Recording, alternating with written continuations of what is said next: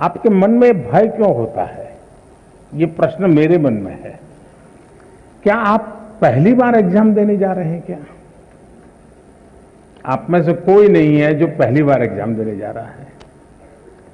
मतलब कि आपने बहुत सारी एग्जाम दे चुके हैं और अब तो आप प्रकार से एग्जाम के इस दौर से आखिरी छोर की तरफ पहुंच चुके हैं। इतना बड़ा समंदर पार करने के बाद किनारे पर डूबने का डर, ये तो दिमाग में बैठता नहीं है। तो पहली बात है कि आप मन में एक बार तय कर लीजिए कि परीक्षा जीवन का एक सहज हिस्सा है। हमारी विकास यात्रा का छोटे छोटे पड़ाव है और उस पड़ाव से हमें गुजरना है। हम गुजर चुके हैं। जब इतनी बार हम एग्जाम दे चुके हैं, एग्जाम देते देते देते एक प्रकार से हम एग्जाम प्रूफ हो गए हैं।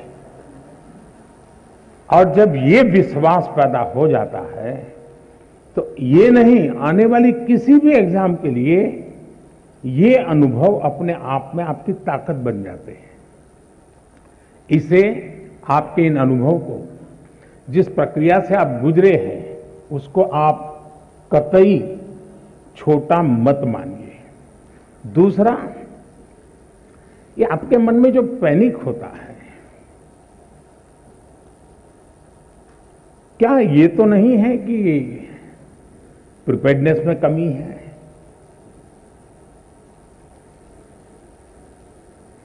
कहने को तो हम कुछ कहते होंगे, लेकिन मन में रहता है। मेरा आपको सुझाव है, अब एग्जाम के बीच में समय तो ज्यादा है नहीं, इस बोझ को जीना है कि जो किया है उसमें विश्वास भर करके आगे बढ़ना है। हो सकता है एक दो चीजें छूट गई होगी, एक आध चीज में थोड़ी जितनी मेहनत चाहिए नहीं हुई होगी, उसमें क्या है। लेकिन जो हुआ है उसमें मेरा आत्मविश्वास भरपूर है, तो वो बाकी चीजों में भी वो ओवरकम कर जाता है। और इसलिए मेरा आपसे आग्रह है कि आप इस प्रेशर में मत रहिए, पैनिक क्रिएट हो ऐसा वातावरण को पनपने ही मत दीजिए। जितनी सहज दिनचर्या आपकी रहती है, उतनी ही सहज दिनचर्या में आप अपने आने वाले परीक्षा के समय को भी बिताइए। एक्स्ट्रा, कम अधिक, जोड़ना तोड़ना, वो आपके पूरे स्वभाव से डिस्टर्बेंस पैदा करेगा। वो ये करता है तो चलो मैं भी ये करूं, मेरा एक दोस्त ऐसा करता है इसलिए उसको अच्छे मार्क्स आते हैं, मैं भी वो करूं। आप वो कुछ मत कीजिए जो आपने सुना है, आप वही कीजिए जो इतने समय से आप करते आए हैं, और उसमें आप विश्वास भरिए। मुझे पक्का भरोसा है आप पर कि आप